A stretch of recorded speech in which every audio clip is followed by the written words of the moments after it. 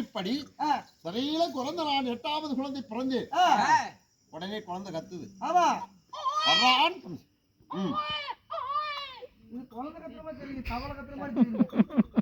குழந்தை கத்துகிறது. இதுதான் கடைசி குழந்தை அப்படி என்று கத்தித்து வருகிறான் கம்சன். அதனால அவன் வந்துருவான். இந்த குழந்தை கத்தன உடனே வந்துருவான். 6 குழந்தைக்கு அந்த தான் வந்தான். 7வது குழந்தை ரோகிணி வைத்து பலராமர் கோயிலுக்கு பிறந்துட்டார். 8வது குழந்தை பிறந்த உடனே நான் 4 சரத்தோடு வேணும்னு எங்க அப்பா கையெடுத்து கும்புறார். அண்ணா கார்மேகா சிறிமந்தன் ஆராயனா, எனக்கு நீ மகனாக பிறந்தது மிக்க மகிழ்ச்சி.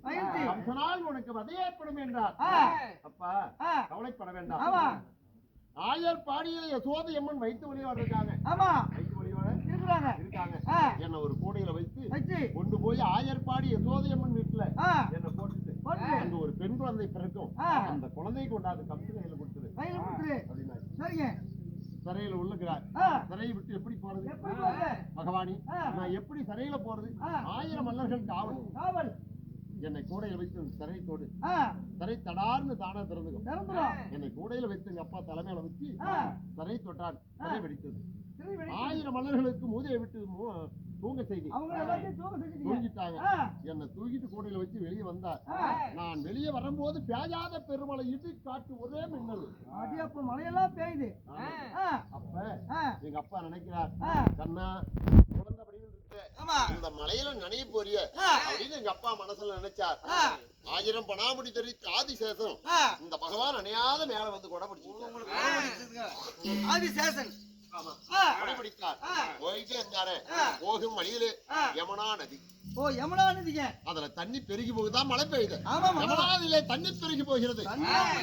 ஆமா, இதுல எப்படி தாண்டது அப்படின்னு மனசுல நினைச்சார்.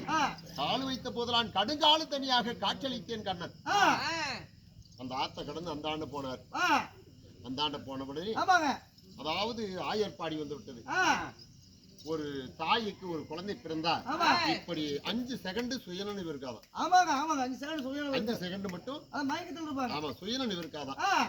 அந்த குழந்தை பிறந்த உடனே இந்த கண்ணனை அந்த சோதியம்மன் பக்கத்தில் வைத்து விட்டு அந்த பெண் குழந்தையை எடுத்துக்கிட்டு நேரா கம்சன் கிட்ட போனார்.